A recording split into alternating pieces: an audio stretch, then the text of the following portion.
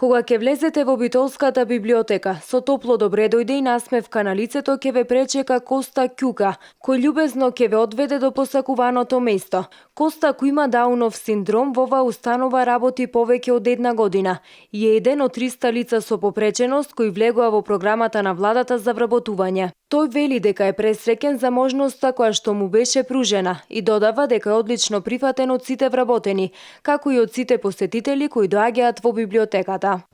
Сум пресреќен, отворено кажувам. Пресреќен од нивното разбирање и добриот однос од мене. Значи, од страна на колегите и колешките. А од луѓето што доаѓаат тука во библиотеката? Исто така, сите што идат ги испрекам со убав и вака имајте убав ден со топла насмевка со све, знам, ерак. Коста има завршено основно образование, одлично чита и пишува, а за тоа е најзаслужна неговата мајка Мирјана Ќука.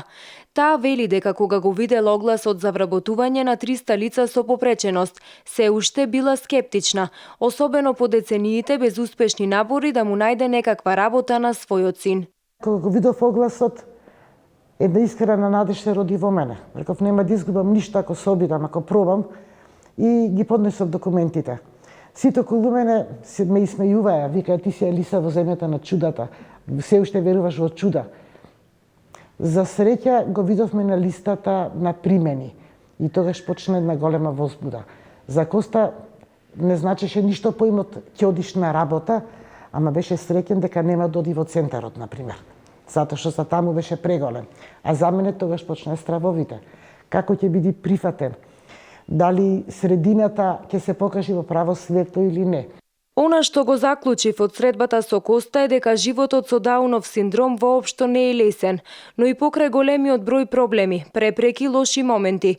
Коста достоинствено се борел и на крај излезе победник во неговата животна битка, да биде прифатен од општеството.